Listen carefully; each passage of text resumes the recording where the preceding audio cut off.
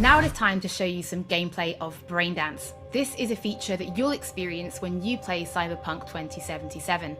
Braindance is essentially a recording of somebody else's experience.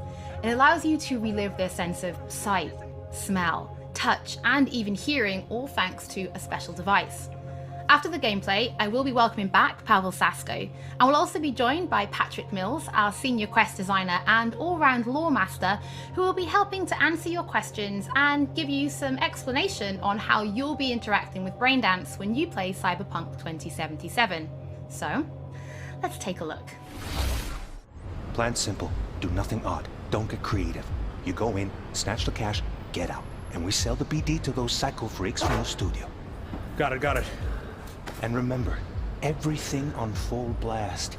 They'll spot us extra for a wicked adrenaline high. Okay, on you go.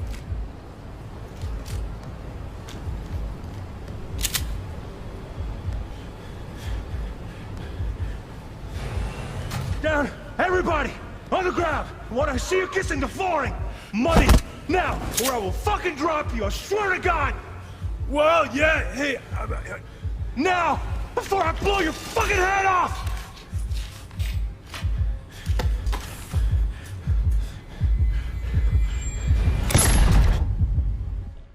Ah! Slow, deep breaths. Your cortisol and adrenaline spiked, but the soft activated your hormone blockers. Nothing happened. You're alive and well. That was too much.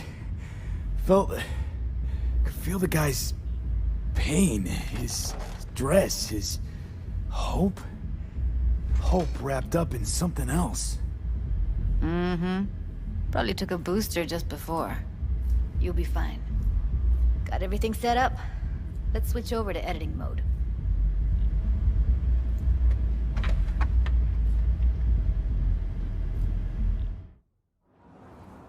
I'll sever the link to the BD Roller's sensory array. You'll be able to look around freely. Whole scene's yours. Full cam control in analysis mode, so move around, zoom in and out, whatever else you come up with. Think of it as your own little sandbox. So, analysis mode, you control playback. Can even pause when you feel the need. Then you use the editor console to unpause. Try it. Plan's simple. Do nothing odd. Don't get creative. You go in, snatch the cash, get out. And we sell the BD to those psycho freaks from the studio. Got it. Cream as hell, right? Well, that's not all. You can speed things up or rewind, whatever you like. Give it a try. Rewind, roll it back to the top. Can I? All good, neat. Now try fast forwarding a bit. Plan's simple. Do nothing odd. Don't be creative. You go in, snatch the cash, get out. Okay. You can also reset the recording. That'll take you right back to the beginning. Try it. Now for some fun. This here's why you came in the first place. In analysis mode, you get to view and even scan details of the enviro recorded by the BD Roller. Focus on the heat, the gun this gonk gets from his buddy at the beginning. Now scan it. Plan's simple. Do nothing odd. Don't get creative. You go in, snatch the cash, get out. And we sell the BD to those psycho freaks from the studio. And remember, everything on full blast. Those audience are really Okay, right here. Excellent. Let's move on. Now heads up. In analysis mode, you can ferret out background noise and conversations if the roller got close enough. This tech records everything, every little detail, even the sights and sounds the roller was never aware of. To see the sources of the recorded sensory signals, switch to the audio layer in the editor. Go ahead and try that now. Okay, good. Now you should see several sound signatures in the store. Choose one and hone in on it. Pack of 6, case of Brosif, and a couple of zappers. Okay. We have a deal today on 2 flavors. Cuddy and surf and turf. Everybody! On the... So, any thoughts? Unbelievable. Seriously, like what's happening right next to me. Yeah, it's how BD recording implants work. They pick up everything, all the elements in the background. Then an editor tweaks them. Makes them pop. Keep playing with the sound, explore it a bit. We'll move on when you get bored. What I see you kissing the flooring! Money! Net! Sometimes you can analyze extra layers in the raw. Stuff the roller's cyberware picked up. Like what? Ev's got Kiroshi optics that grab infrared, meaning you should be able to grab heat signatures from her recording. Huh. Hella nice. Scanning works on peeps, too. Walk up to the wounded chick. Try scanning her. Alright, next thing. Scroll forward to the part where our artist gets a lead injection. Where I will fucking drop you, I swear to God! Well, now, fucking head off!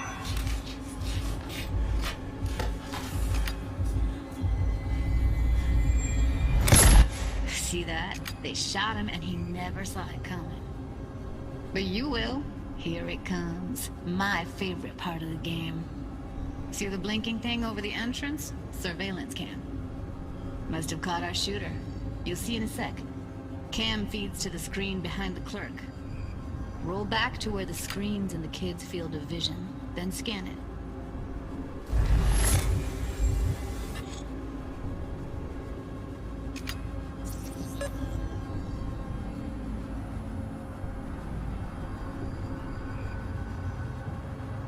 His own Chumba shot him. Probably planned to all along. Must have got a nice slice of cred on the black market for a BD like this. BD freaks are ready to pay a preem for a real flatline. Anyway, if you've seen enough, you can exit.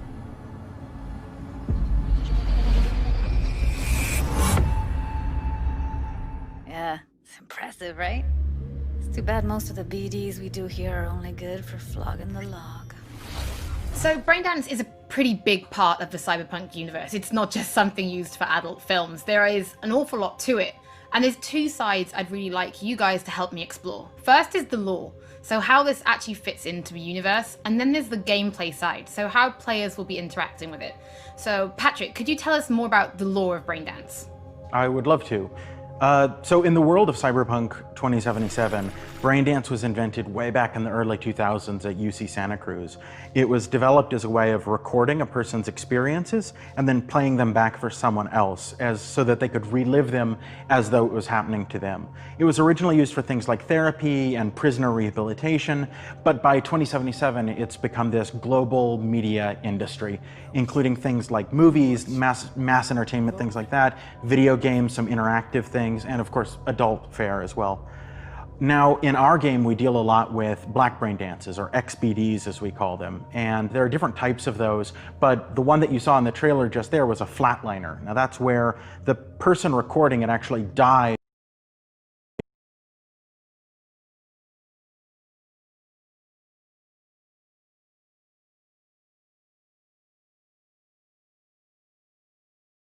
of a thrill, but a mercenary can also use them for various things, and you'll see that in the game, of course. And from the gameplay perspective, we have been working a lot throughout last years trying to figure out the best way how to use the Braindance in the game as a mechanics. So what we have settled on is this Braindance editor mode. As a player, you will be able to run the Braindance in the editor mode and see different clues that have been registered on the peripheral of given actor. Now, as a player, you can slide on the timeline of the recording, back and forth, trying to uncover different clues. And that clues are actually telling a story in the game. So, as a player, you will run different investigations that will lead you to different mysteries, and you will uncover them actually using that Braindance as a mechanics in the game. So, as Pavel was saying, we use Braindance as a storytelling tool. It's not a collectible. It's not something where you're going to go in and you're going to play it and you're going to be like, I've seen this before. What we use Braindance for is to give you a keyhole into the life of the residents of Night City. And we can explore things like childhood trauma, religion, various philosophical ideas in a way that you might not otherwise experience in a story about a mercenary on the tough streets. So we've tried to talk about some of the aspects that we think the community will find really exciting, but you know, while you're both here, I'd love to know, what is it about Cyberpunk that you guys are really excited for? Patrick, why don't you start? So one of the things that I'm most excited about in this game is the characters and the way they interact with the world. We've got this really interesting world that stretches all the way back to the Cyberpunk 2020 source material and all of these events and all of those things, but those don't mean anything unless they connect with characters. And so when we come up with a character, we start with their function. What is this person? What do they do in the story? But we don't stop there. We go back and we figure out what was their childhood like? What was their upbringing like? What kind of obstacles did they face in this harsh reality, and did they overcome them? And how did they overcome them, or did they not overcome them, and why? And you can see all of those things in their environment, in their dialogues, in sort of how they operate in the world.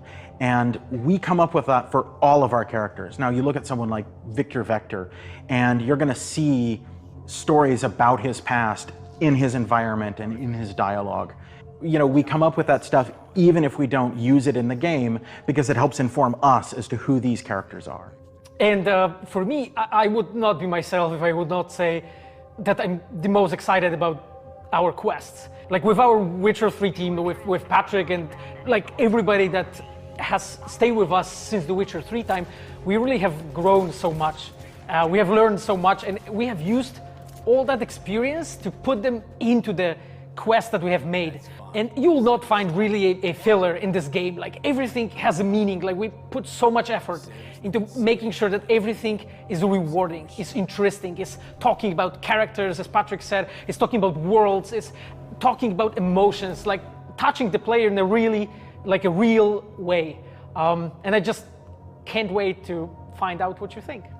Pavel, I know you mentioned story and quests and writing quests, and when I was last in the studio, I had a look and I saw a notebook on your desk, and I would love for you to show everybody this notebook.